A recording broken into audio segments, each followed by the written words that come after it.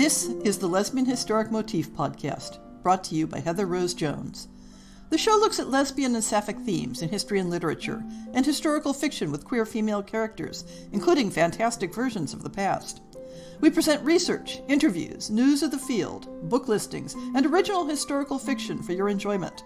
For even more historic research, check out our blog.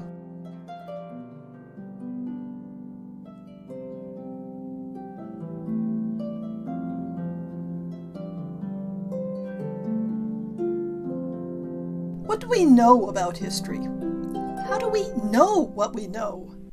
And how do we go about figuring out the facts behind the things we think we know? Today, I want to take you on a little tour through what I consider one of the most fun aspects of historic research. It's a bit like solving mysteries, and a bit like doing archaeology, and a bit like following wildlife tracks across the wilderness. You run across a really fascinating statement about someone or something in history, and you ask yourself, is this true? How do we know what we know about the subject? In searching out the answer to that question, we can learn far more than simply answering the original prompt. If you want to see how a simple question about a historic fact can explode into something far more fascinating, check out the book Mary Diana Dodds, A Gentleman and a Scholar by Betty T. Bennett. There's a link to my summary of the book in the show notes, but it only begins to capture how much fun that story is.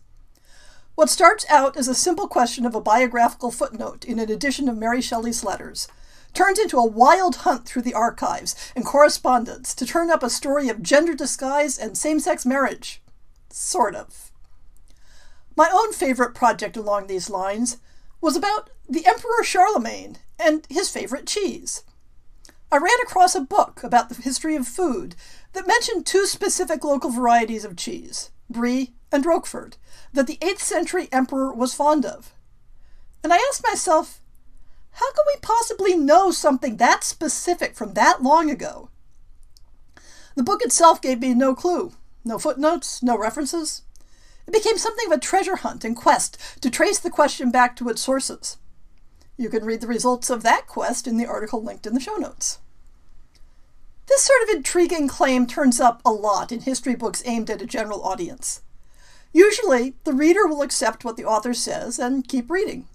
After all, the author is an expert. Why would you question whether they're telling you the truth? But like the childhood game of telephone, where a message gets whispered from one person to another and changes in the process, historical facts often get passed from scholar to scholar without checking back to their basis. And they can change in the process. Or entire new facts can come into being along the way because a reader understood what they were told differently than it was intended. Or they took a general statement and retold it in a more specific form. Or they filled in the gaps of a story with speculation, and the next person failed to point out that it was speculation. And, of course, sometimes facts are changed or invented on purpose to tell a specific story for a specific purpose. Today, I want to think about how to research the myths, legends, and symbols associated with lesbians in history. What is the nature of the myth or legend? How did it originate? What evidence do we have about it? And what evidence may have existed but has been lost? Who had a stake in establishing or passing along that item as fact? Did they intend for it to be understood as fact? And what fascinating things can we discover during the journey to find those answers? One type of topic that's a challenge to research are what might be called definitional myths. And when I say myth, I don't mean it in the sense of something that's not true, but rather in the sense of an idea that's part of our cultural understanding of something. A definitional myth might be something like, the word lesbian wasn't used in a sexual sense before the later 19th century. This is a claim you'll hear commonly because it can be found in a lot of general works on the history of sexuality. Why would you question it? The people in publications that pass along the claim don't usually give you the background for why they believe it to be true. And most people who quote it aren't in a position to do their own primary research to support or contradict it. In one way, this type of myth is very easy to investigate because it's a negative claim. Any positive evidence of earlier use of the word lesbian adds to our store of knowledge and expands our understanding beyond the myth. But in another way, a broad sweeping claim like this can be hard to follow up on, because the reason it persists is that so many sources agree. Why do they agree? Because they all learned the myth from each other. Another definitional myth might be, there was no such thing as lesbian identity before the 20th century. Women might have sex with women, but they didn't think of themselves as a specific type of person because of it. Or conversely, every woman in history who had sex with women or fell in love with women was a lesbian. These types of definitional myths lie more in the realm of philosophy than history, because they rely heavily on the exact parameters being specified. Investigating them doesn't so much involve looking for facts to interpret as thinking about how the question is being defined in the first place. Definitional myths can shape a lot of our understanding about a subject, but they're somewhat less fun to investigate than myths about specific people and things. So let's move on to those. Consider the myth about Sappho and Phaon, the one that says, Sappho left behind her girlfriends and fell hopelessly in love with Phaon the ferryman, for whom she made a suicidal leap off the Leucadian rock. It's a highly specific and detailed myth, and this time we can use the word myth in its classical sense as well, meaning a story about gods and heroes. Given Sappho's connection with love between women, the Phaon myth was a looming presence throughout history, telling us that love between women is ephemeral, that women will always prefer to love a man in the end, and that a background of sapphic love makes a woman unstable and suicidal. That's a lot of cultural meaning to pack into one little legend. Does it matter? Does it matter whether it was true or not? If we could prove that Sappho either did or definitely did not love a man named Phaon, would that have consequences for how we feel about love and sex between women?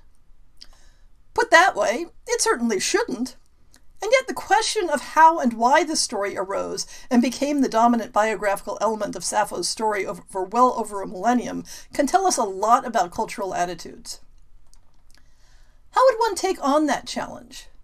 Can the question even be answered, given how much information has been lost about the historic Sappho's life?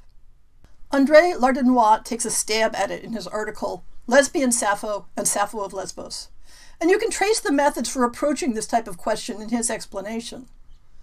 First of all, he traces the texts that mention Sappho and Phaon. Somewhat obviously, if the story were true, then it isn't something that Sappho could have mentioned herself. The key source for the story is Ovid's Heroides, a series of poems about betrayed women expressed in the voice of the woman herself. Many of the other poems in the series can be tied to pre-existing myths, but often focused on mythical rather than historic women. So Ovid was retelling stories that already existed in many cases, simply in a new format. Does that mean that a story about Sappho and Phaon already existed? Possibly, perhaps even probably. But that avenue of exploration appears to be blocked by a lack of sources. Lardinois suggests that during the era when Sappho had become a stock figure in Athenian comic drama, that, quote, in all probability her love of Phaon was made fun of, unquote, but no specific works are noted, so this appears to be speculation. Let's take a different angle. Do Sappho's surviving works make any reference to a man named Phaon or a Leucadian rock? The rock? No. Though a Greek poet of a similar era, Anacreon, refers to a leap from the Leucadian rock as a proverbial remedy against the pain of love. Note that it is not necessarily a suicidal leap. If this was a common known folk charm against unwanted desire, it's certainly plausible that Sappho might have made a reference to a Leucadian leap in some now lost poem, given how often her work discusses the pangs of love and how to deal with them. How about Phaon? Was he a real person that Sappho might have mentioned? Mentioned? Yes. Real? No. Phaon was a mythological figure, one of Aphrodite's human lovers, similarly to Adonis. Sappho mentioned him as Aphrodite's beloved in fragment 211, and in various poems, Sappho speaks in the persona of Aphrodite, including one fragment where Aphrodite speaks of her love for Adonis. Put all together, we have a plausible, if far from proven, scenario in which a poem in Aphrodite's voice expressing love for Phaon, combined with a reference to the Leucadian rock in the context of a means of addressing the pangs of love, were reinterpreted at a later date as a biographical story about Sappho herself. Thus, the origins of the myth can make sense, while not supporting the myth itself as factual. While we're on the topic of Sappho, let's look at another lesbian myth where the popular version and the historic context tell different stories. You can find a lot of discussions of queer visual symbols that will assure you that violets were an early lesbian symbol dating back to 600 BC when Sappho described her lover as wearing a garland of violets. Are violets a symbol of lesbian love? They are today because people use them that way. But does that symbol date all the way back to Sappho? And if not, how did it arise? First of all, yes, Sappho does mention garlands of violets in some of her sensual poems praising women. She also mentions garlands of anise in fragment 5, roses and crocuses in fragment 14 along with the violets, clover, hyacinth, lotus, dill, as well as generic references to spring flowers, blooming flowers, purple blossoms. There is no special focus on violets, nor are mentions of violets specific to the poems suggestive of desire for women. For example, in fragment 30, we have a violet-bosomed bride. So, while violets were one of the flowers mentioned in Sappho's poems, we don't really find Sappho herself making a specific connection between violets and love between women. Flower and plant garlands were a common motif. Sappho notes that the Graces favor those who wear garlands in fragment 81. But we have to look somewhere else to tie violets and lesbians together as a symbol. Furthermore, let's keep in mind that there have been large swaths of time since Sappho's day when her reputation as a lover of women was not at the forefront of people's minds, or when the body of her poetry was not available to people even when they were familiar with her as a poet. So the idea that Sappho's mention of violets as a motif gave rise to an enduring and continuous tradition of using the flower as a lesbian symbol is clearly nonsense. One key event in the modern queer mythology of violets is the 1926 play La Prisonnière, The Captive, by Edouard Bourdet, who has one of his characters use a bouquet of violets as a lesbian symbol. In the context of the vibrant queer culture of Paris in the 1920s, the censorship of this play turned it into a cultural flashpoint, and this seems to be when the wearing of violets as a lesbian symbol arose. A number of discussions of queer symbols claim a more general use of violets as a symbol of lesbian desire in the 1920s, losing track of the association with Parisian society and the Bourdet play. And indeed, the use of violets as a sign of support of lesbian themes does seem to have spread after that date. An article in The Advocate, issue 338, notes that women wore violets to performances of Lillian Hellman's The Children's Hour, which involved lesbian themes. But the use of violets within the Bourdet play made no specific reference to Sappho or her poetry. Within the play, the flowers refer to an earlier scene between two women when one mentions wearing violets during a particularly happy rendezvous they had, and the other woman later sends her a corsage of violets as a reminder of that time. Was this just a case of a random symbol being picked up and given a retroactive history? Not necessarily, though it would be interesting to see if a direct connection with Bourdet could be traced. But French lesbian poet Renée Vivienne, who was a major figure in late 19th century Parisian salons, used violets as a symbol and was even known as the Muse of the Violets. Vivienne was also a major figure in the revival of interest in Sappho as a lesbian figure. So, is there a direct connection there? Did Vivienne pluck the violet out of Sappho's poetry to use as a lesbian symbol? That might have been an influence, but a more direct connection was Vivienne's romantic relationship with her childhood friend, Violet Chiliteau, who died tragically young. So we have another connection of lesbians and violets, but one that doesn't necessarily perpetuate an existing tradition, and that can't necessarily be connected with later tradition. I've only scratched the surface of tracing the violet connections, and it would be fun to see someone do a rigorous study to answer the question of whether there was any tradition of lesbians and violets before the 1920s, or whether there is simply a set of individual connections. Visual symbols seem to attract mythology, perhaps because they can be used covertly, and therefore a documentary trail to establish the history of their meaning may be deliberately obscured. Beginning in the late 1980s, you can find references to the use of a blue feather as a queer symbol in the Middle Ages. Sometimes it's considered to be a lesbian symbol, sometimes a symbol for both male and female homosexuals. So what are the origins of this symbol, and how can we trace them? The Wikipedia article on LGBT symbols mentions that the modern use of the symbol is popular among certain historical hobby organizations such as the Society for Creative Anachronism and Renaissance fairs, and it is also used among certain neo-pagan groups. If you're familiar with the sociology of these communities, at least in the US, then it makes sense that the use of the blue feather symbol is most likely to have spread from inter-community connections rather than being due to independent discovery of the symbol in other contexts. But where did the motif come from? What was the historic basis for it?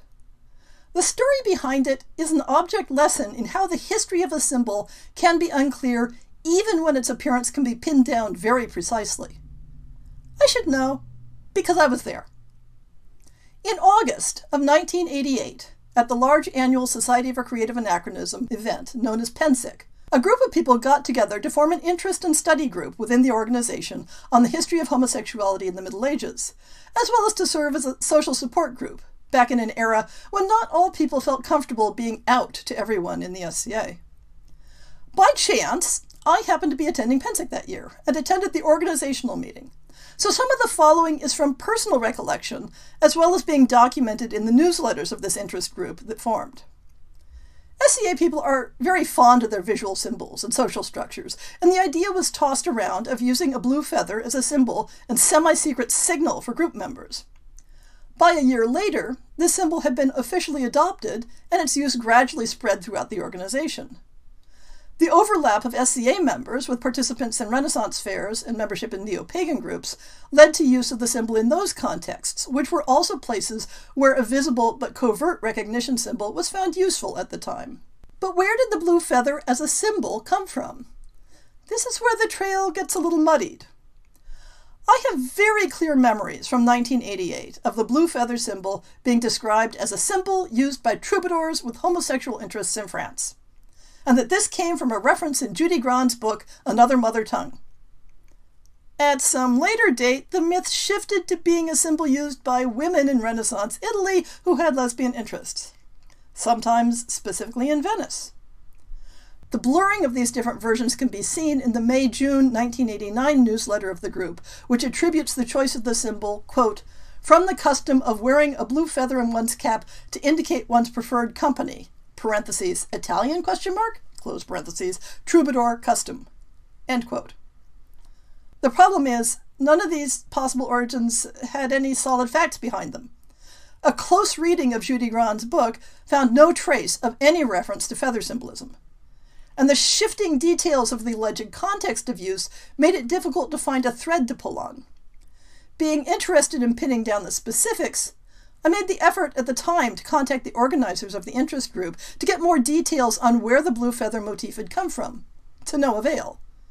What I eventually got was something along the lines of, what does it matter whether it's true or not? From which it was hard not to conclude that the motif of the blue feather was entirely invented in or shortly before 1988. At that time, the best resources I had for researching the origins were the people who had put forth the symbol as a historic fact. If I hadn't been present, with access to those people, then trying to find the context of those first references would have been a much more difficult job. Today, having spent a lot of time reading historic research on the history of sexuality in Europe, I can add that I've never turned up any additional references to the use of a blue feather as a queer symbol that can't be traced back to that SCA event. And yet, like violets, the use of the blue feathers as a queer symbol means that they are a queer symbol. But they're a late 20th century queer symbol, not a medieval one. One outcome of the quest for the historic origins of a myth is to find that there are none. Another outcome can be to find a quagmire of possible leads, made confusing by the tendency of books to cite each other and to add layers of specificity to far less certain original data. This was what I ran into when trying to trace down the myth of lesbian bordellos in 18th century London. I posted most of this on the blog previously, but let me take you on a guided tour through how I try to track down sources and references for the facts of lesbian myths in history. When I was blogging Betty Rizzo's book, Companions Without Vows, Relationships Among 18th Century British Women, I ran across a footnote in the chapter about Elizabeth Chudley about how some friends of hers were known, or perhaps rumored, to frequent a lesbian bordello in London. Well, that certainly caught my attention. Rizzo cited the claim from E.J. Burford's Wits, Wenchers and Wantons, London's Lowlife, Covent Garden in the 18th century, but noted that there was no solid citation given in the book for its source. Despite that, Burford's book needed to be my next stop along the path. Burford wrote a popular-oriented tour through the scandalous aspects of the Covent Garden district in the 18th century, particularly focusing on sex and alcohol. The book has 3 pages of bibliography, mostly 18th century primary sources, and an extensive index. It isn't footnoted in a scholarly way, but sources for particular chapters are given more generally. So there's a little hope that we may be able to follow the scent. The vast majority of the sexual content is focused on heterosexual interests, of course, though there are a dozen index entries relating to males' homosexuality, some of them covering multiple pages. I didn't want to read through the entire book in detail to try to find the hypothetical lesbian bordello material, so I focused on the 3 index entries under lesbians, as well as following up on cross-references to the women mentioned by name in those discussions. In Chapter 7, The Places of Resort, which covers the various specific taverns with significant reputations, the discussion of the Rose Tavern makes a passing reference to how all sexual appetites were welcome at the Rose, including, quote, homosexuals and lesbians, the latter's activity called the Game of Flats. No specific source is given for this information, but if you check out the LHMP tag for the phrase Game of Flats, it will show you several known sources from the 18th century. So the Rose Tavern and the phrase Game of Flats are further threads from this particular reference. In Chapter 11 of Burford's book, The Heyday, which is sort of a hodgepodge of anecdotes from the mid-18th century, after a discussion of an attack on a well-known Molly House, a gathering place for male homosexuals, the chapter segues into the following discussion. Lesbianism is seldom mentioned. It was colloquially known as the Game of Flats, usually indulged in by ladies of the quality in specialist houses such as Mother Courage's in Suffolk Street, Haymarket, and later in the century at Francis Bradshaw's elegant house in Bow Street. The best-known practitioners were Lady Caroline Harrington and her friend Elizabeth the Pollard Ashe. It was regarded as an aberration. Indeed, it was not even a misdemeanor. There are no references to primary sources in this section that would appear to be relevant to this passage. However, the listing of specific names and locations provides a number of threads to follow. Mother Courage's bordello, Francis Bradshaw's house, which the context implies may be a house of ill repute, and a specific reference to Caroline Harrington and her, quote, friend, unquote, Elizabeth Ashe, who presumably are among the ladies of the quality involved in lesbian relationships. Finishing up Burford's index listings for lesbians, we have in Chapter 12, The Theatrical Connection, which discusses the overlap between actresses and courtesans, noting both illicit and licit intersections with the aristocracy. There is a second mention of Ashe and Harrington. Once again, there is no reference to a specific primary source in the section of the chapter that would give a clue to the story's origins, but there is a verbatim quotation from some source that might provide a clue. Further research determined that the quote discussing Elizabeth Ashe is from Hester Thrale Piozzi, although her writings are not listed in the bibliography for Burford's book. Here's the section from the book that includes the quote. One of the most bizarre actress courtesans was Elizabeth Ashe, a small, pretty creature, between a woman and a fairy. Daughter of John Ashe, one of His Majesty's Commissioners of Customs, although she always claimed that she was the illegitimate daughter of Admiral Lord Rodney and the Princess Amelia. When very young, she was often in Covent Garden mixing with the haute ton. In 1751, she married the scapegrace Edward Wortley Montague, but he left her a year later because of her promiscuity. 10 years later, she married Captain Robert Falconer, R.N., but before long she was carrying on a lesbian relationship with the equally profligate Lady Caroline Polly Harrington, also a frequenter of Covent Garden stews. The friendship was broken when Miss Ashe became the mistress of Count Joseph Franz Xavier Hatzlang, Bavarian envoy to London, who was very well liked in all circles in London society as a pleasant, helpful, and compassionate man. Lady Harrington, one of the most powerful society hostesses, claimed that her character was demolished by her friend's actions. Despite her 2 marriages, Elizabeth was always known as Little Ashe, and Horace Walpole nicknamed her the Pollard Ashe, observing that she had had a large collection of amours before she died, still gay and happy at the age of 84. That provides a lot of biographical specifics to follow up on. Lovers and husbands, contemporary writers who mentioned the 2 women. We can now set to work tracking down further details that may support Burford's claim that the 2 women were lovers. But we can also cross-check where Elizabeth Ashe and Caroline Harrington appear elsewhere in Burford's book. Ashe appears only in the 2 cited passages. Harrington is also mentioned in Chapter 17, describing Covent Garden institutions that began competing with the traditional houses of prostitution. The other competition came from the marvelous concerts and balls given by Mrs. Cornelius at her mansion in Soho Square, which royalty occasionally attended, and where the most refined and elegant assignations could be made by such powerful ladies as the Countess of Harrington and her clique, who acted as unpaid procuresses. There's no direct reference to lesbian relations, but the mention of Harrington being a countess suggests it will be easy to find further biographical information on her. Frances Bradshaw was mentioned earlier as running an elegant house of prostitution in Bow Street, and she gets 2 additional mentions in Burford's index. Around 1760, Frances Herbert was keeping a very reputable brothel in Playhouse Passage in Bow Street, financed by a wealthy man whose mistress she had been. But a lord of the Admiralty named Thomas Bradshaw fell for her sufficiently to think about marrying her. It isn't clear from the text that he actually did so, though she began using his surname starting a few years before his death. But this mini-biography of Frances Bradshaw provides no repetition of the suggestion that her house's clientele included female customers. This leaves us with the only other named reference being Mother Courage in Suffolk Street. The index entry for Courage, Mrs. adds the information, a house for lesbians, with one other citation besides the one we've already discussed.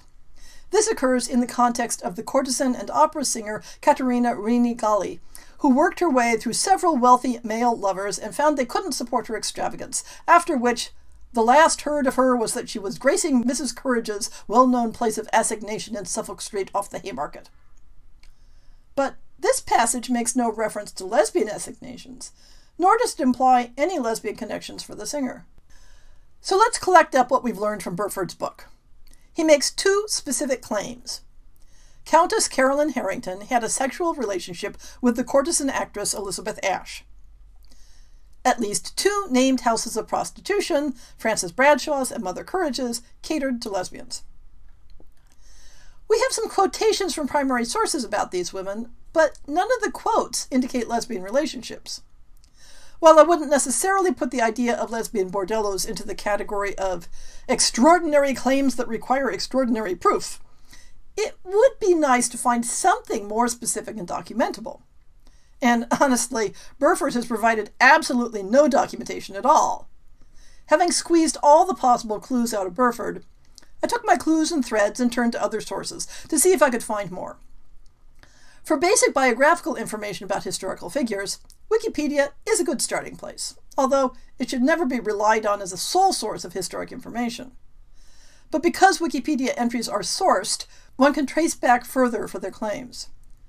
This is a lot easier than doing a similar project in the days before the World Wide Web.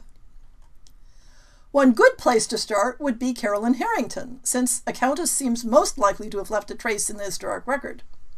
Sure enough, there is a Wikipedia entry for Caroline Fitzroy Stanhope, Countess of Harrington.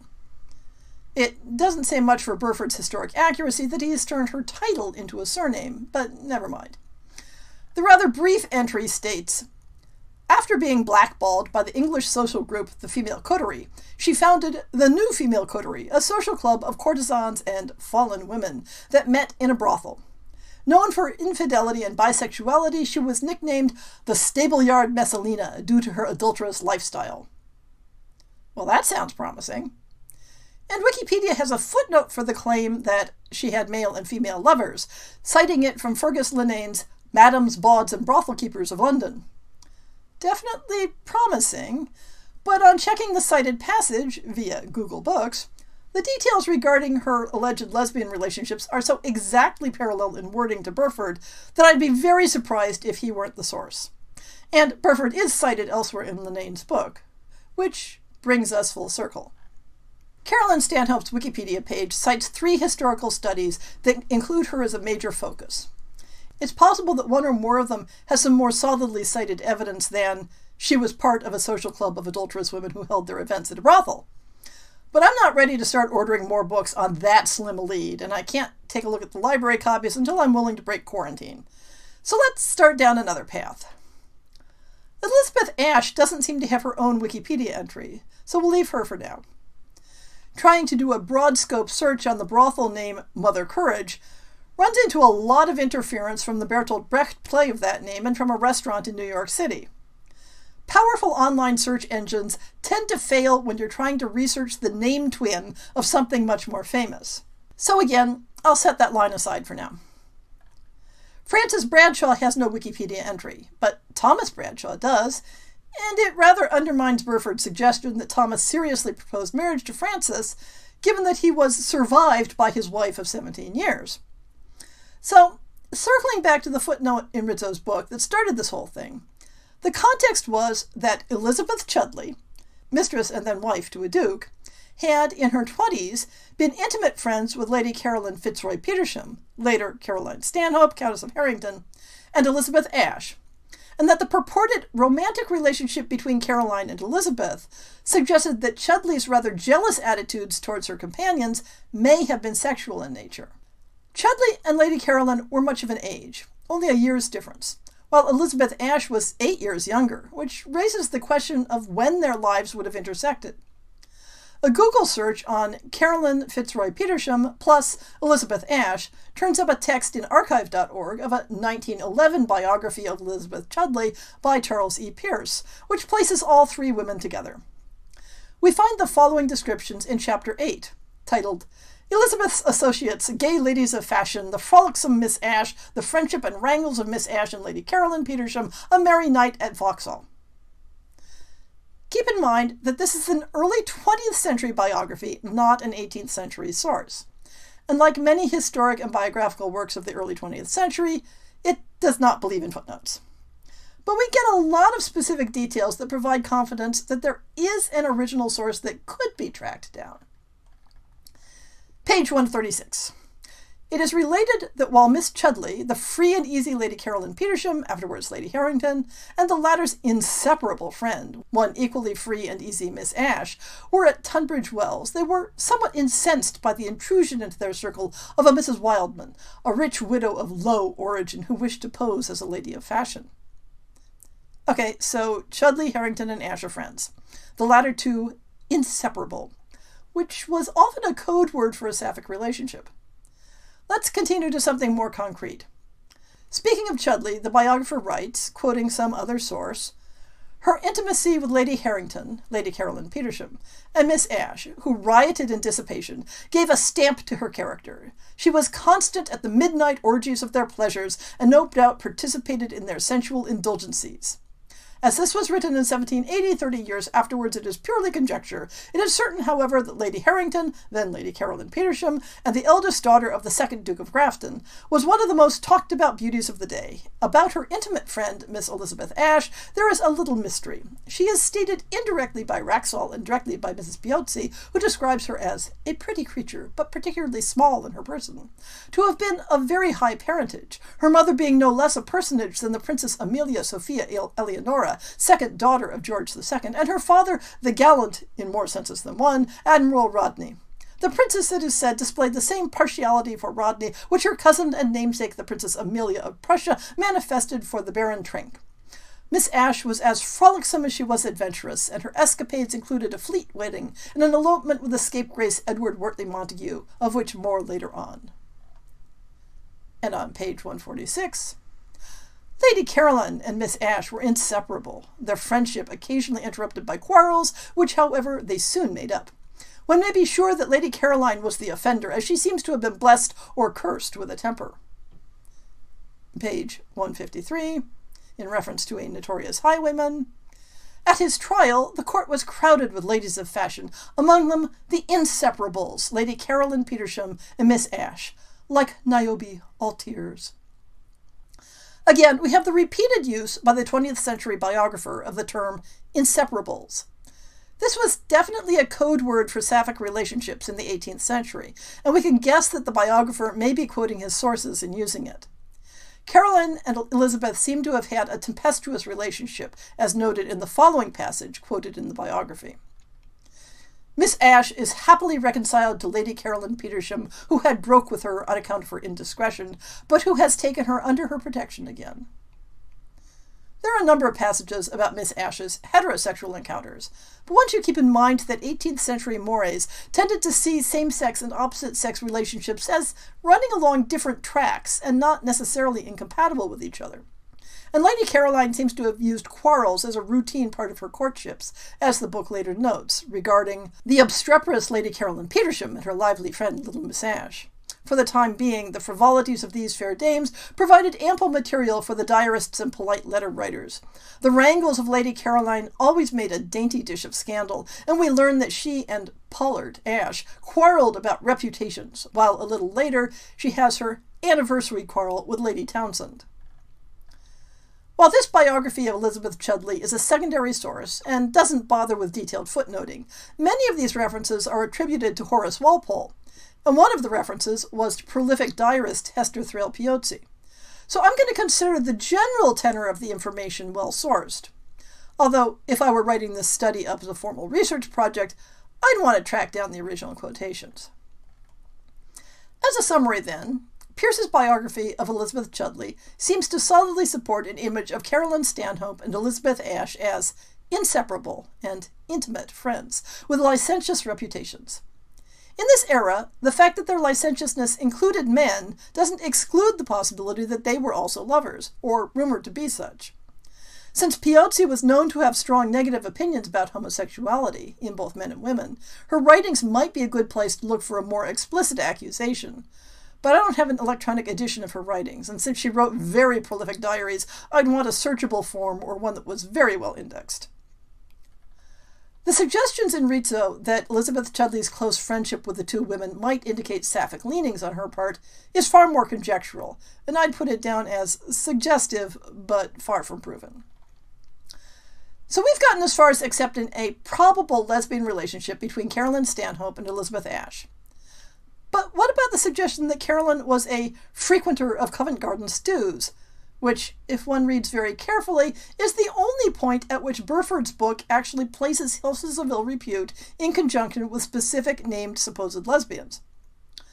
A search of Pierce's biography turns up no examples of the word Covent, no relevant examples of garden, and no examples of stews. So he can't be the source of this accusation, at least not in anything resembling that wording. And since he doesn't seem to shy away from discussions of sexual indiscretions, it makes me wonder whether the supposed reference actually exists. And let us note, Burford's book only claims that the two women frequented the stews, and not that they went there to seek female sexual partners, as opposed to looking for possible hookups with men.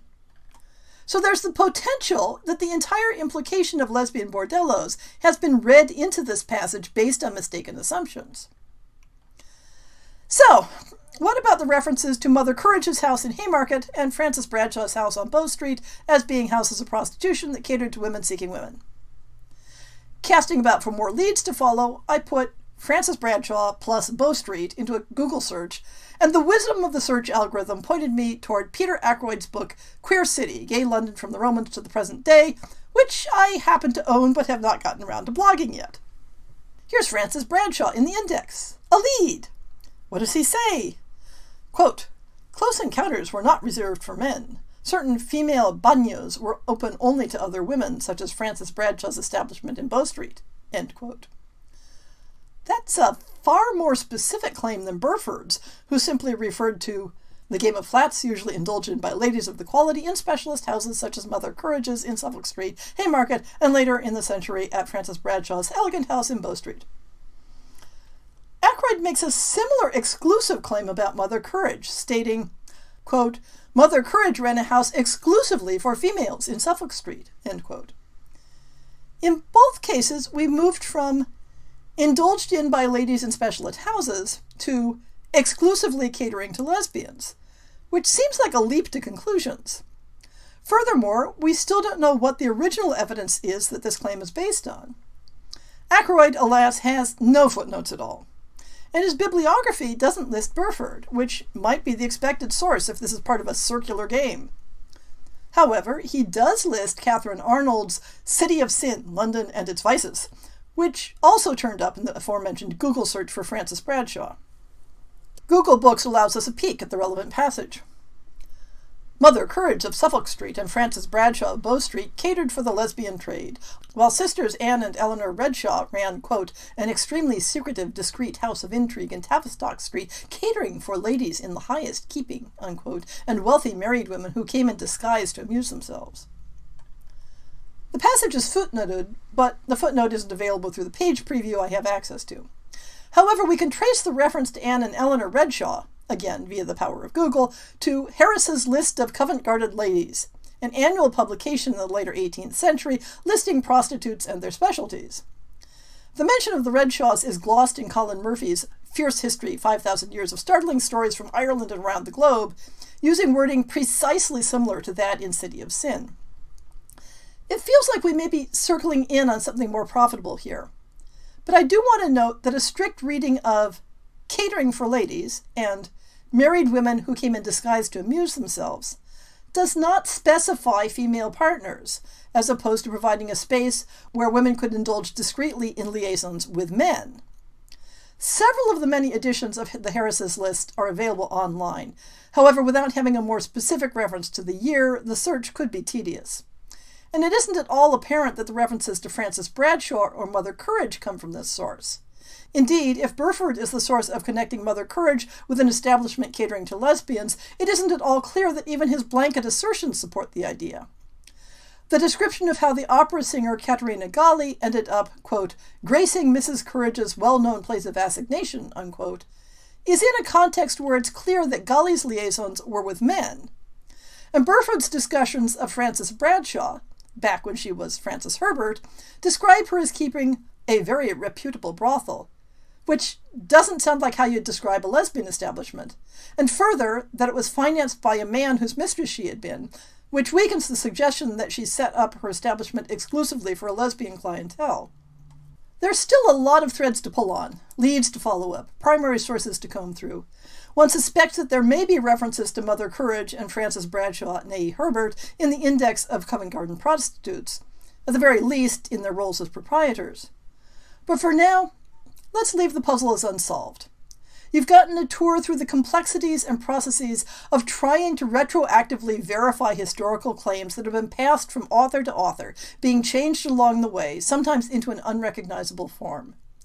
And yet, there are hints of treasure possibly to be found. The problem is, if we don't know how we know something, we don't actually know it. And we don't yet know that we know there were lesbian brothels in 18th century London. Does any of this matter? Does it matter whether the myths about lesbians in history have any truth value? Or if they were made up, does it matter whether they were invented by an ancient Roman poet, or a French salonier, or a sloppy Victorian biographer, or a medieval reenactor? No one can tell you whether it should matter to you. I'm a historian, and it matters to me. But even more, the whole process matters to me. The glorious quest to trace information and evidence across time and see what we can tell about the human experience from its origins.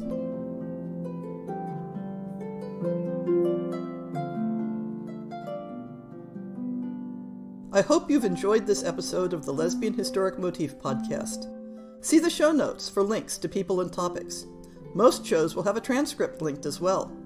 If you have a book announcement, a topic suggestion, or might like to appear on the show, please drop me an email. If you enjoyed this podcast, please rate it and subscribe on your favorite podcast app, and consider supporting our Patreon.